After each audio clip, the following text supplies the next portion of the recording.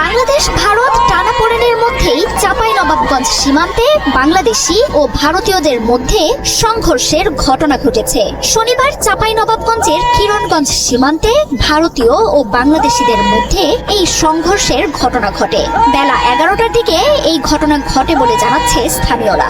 এ সময় সীমান্তের উভয় পাশে অতিরিক্ত বিজিবি, বিএসএফ মোতায়েন করা হয়। ভারতীয়রা বাংলাদেশে অনুপ্রবেশ করে বেশ কিছু গাছ কেটে ফেলে। এ সময় বাংলাদেশি নাগরিকরা প্রতিরোধ গড়ে তোলে।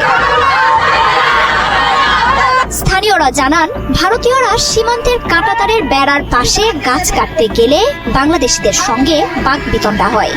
এক পর্যায়ে দুই পক্ষের মধ্যে বাধে সংঘর্ষ। পরে এতে বিজিবি ও বিএসএফকেও হস্তক্ষেপ করতে দেখা যায়।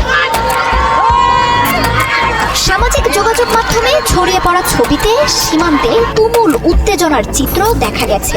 কয়েকদিন ধরেই বাংলাদেশ ভারত সীমান্তে ভারতীয় সীমান্তরক্ষী বাহিনীর অবৈধভাবে বেড়া নির্মাণের ঘটনায় উত্তেজনা চলছে।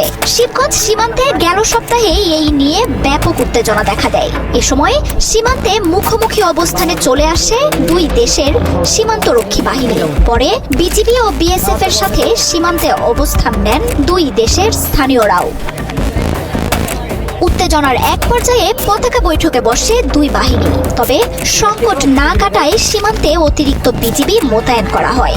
শুধু চাঁপাইনবাবগঞ্জই নয়, আরো বেশ কয়েকটি সীমান্তে ভারত অবৈধ বেড়া নির্মাণ কাজের উস্কানি দেয়। গেল রবিবার ভারতীয় হাই কমিশনার প্রণয় ভার্মাকে ডেকে পাঠায় পররাষ্ট্র মন্ত্রণালয়। এর পাল্টা জবাবে পরের দিনই বাংলাদেশের ডেপুটি হাই কমিশনার নুরুল ইসলামকে তলব করে নয়াদিল্লি। পাল্টাপাল্টি এই তলবের ঘটনায় বাংলাদেশ ভারত সম্পর্কে দেখা দেয় নতুন উত্তেজনা।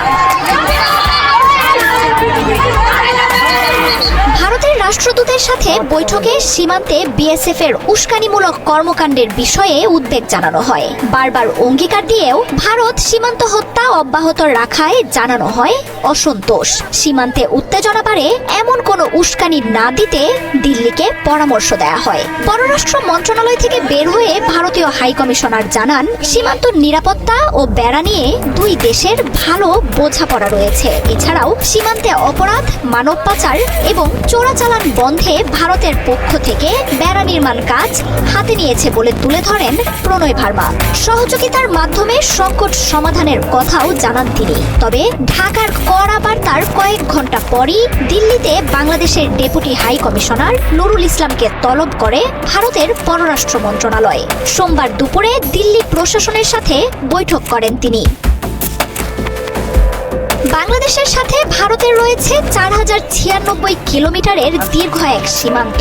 এর মধ্যে পশ্চিমবঙ্গের সঙ্গে থাকা 2200 কিলোমিটার সীমান্তের 20% কোনো প্রাচীর নেই। আগস্টে আওয়ামী লীগ সরকারের পতনের পর শেখ হাসিনাকে আশ্রয় দেওয়া সহ নানা ইস্যুতে ভারতের সাথে বাংলাদেশের সম্পর্কের টানাপোড়েন শুরু হয়।